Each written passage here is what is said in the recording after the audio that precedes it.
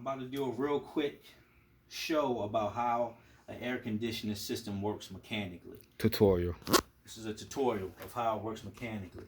And the way it works mechanically is, if I was to cut the lights off in this room, it would be dark in here. Therefore, darkness is the absence of light. So the only way that you'll have darkness is if you remove the light. And the only way you'll have light is if you add light to something that's dark. That's the same thing with heat and cold, or something that has heat and something that doesn't. Coldness is the absence of heat. So when a person wants to cool their home, the way that they do it is by removing the heat from it, not by adding cold air. So airflow is very important. It's actually one of the most essential things when you're talking about how an air conditioning system effectively works. So on my board here, this is the inside of the house. This is the outside of the house. Just for purposes of how the system works, I have taken the compressor outside of the condenser, though on a system, this compressor is sitting right in the middle of the condenser. Okay? On the top of this condenser is a fan. On the bottom of this evaporator is a blower. I'm just going to make a fan blade just to represent the blower and what it does, which is pretty much blow air across the evaporator. This is what happens. When you cut your system on, the compressor begins to pump refrigerant out of the system. And what it does, it comes out of the compressor and it goes right to this evaporator, or right to this condenser. And what's inside of this refrigerant is heat. And that heat is the heat that's from inside the house. And I'm going to show you in a second how the heat actually gets into the refrigerant. What happens is the compressor comes on, it discharges a high pressure vapor from the compressor, and it sends it into the condenser.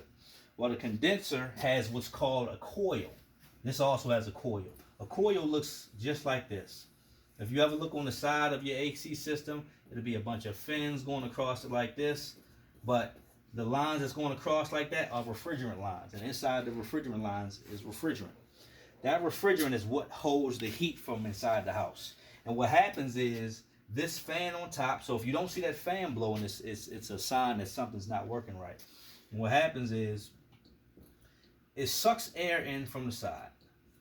And then it takes that same air that's sucking in and it blows it out the top of the condenser. So if you want to see if your coils is dirty, one thing that you can do is you can take a piece of paper, you can stick it right on the side of the condenser unit, and it should be pulling in, meaning that it should be stuck to the side of the unit. If it's not stuck to the side of the unit, your fan could possibly not have enough CFMs going, or the capacitor could be going bad, or the fan itself could be going bad. So you want to keep track to make sure that this motor is working at tip-top condition, and you usually do that during the preventative maintenance season. But anyway, so the air comes in through the side, but then it blows out the top. And the temperature of this air that's coming out is warm. It's warmer than the air that is the ambient temperature of the day. So ambient temperature is pretty much the outside temperature. If the outside temperature is, let's say, 75 degrees, usually the temperature of the air that's coming off the condenser is usually 20 degrees more than that. So it's usually like 95 degrees. So that's one way that you can check to see if your system is running the way that it's supposed to. So as I continue, it goes off and then it begins to blow off this warm air. This warm air is actually the warm air that's inside the house. Once it comes out of the condenser, it comes out of the condenser a high pressure liquid. And what it does is, because the air is blowing across the refrigerant, it changes the temperature. Therefore, it changes the state of the Freon. It's still high pressure, but it's no longer a vapor. Now it's been condensed through the condenser down to a liquid. When it gets to this is called the metering device. The metering device is sometimes it's a TXV, sometimes it's a capillary tube. All it does is it takes a 4-lane highway and makes it a 1-lane highway. Therefore, it's going to change the pressure from being a high pressure liquid to a low pressure liquid when it comes out of the metering device. When it comes out of the metering device, it comes up and it goes into the evaporator, or what's called the A coil. The A coil also has a blower on it. And what this blower is doing is it's blowing that same air that it pulled the heat from back into the house, but this time the air is coming through without the heat in it because it was removed from the condenser.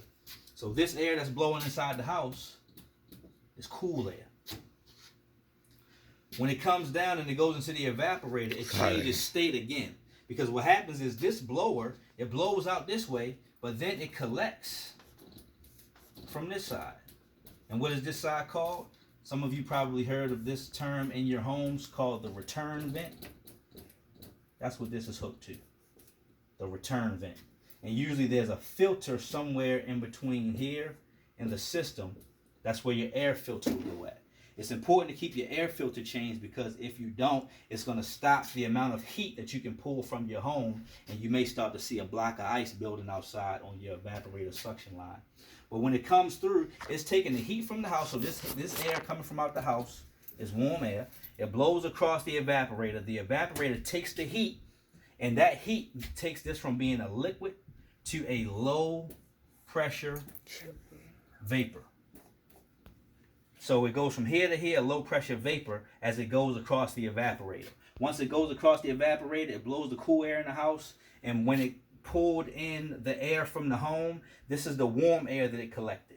So it took the warm air, put it inside the Freon, and now the Freon is going back outside to dump it off again. And it just keeps doing that. And if you let a system run long enough, if it's, let's say it's 80 degrees in the house, and let's say your system is running efficiently at a 20-degree differential between the return and the supply.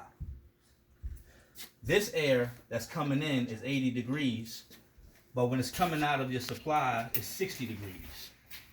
And that's important because in order for a house to get cool, the system has to constantly run.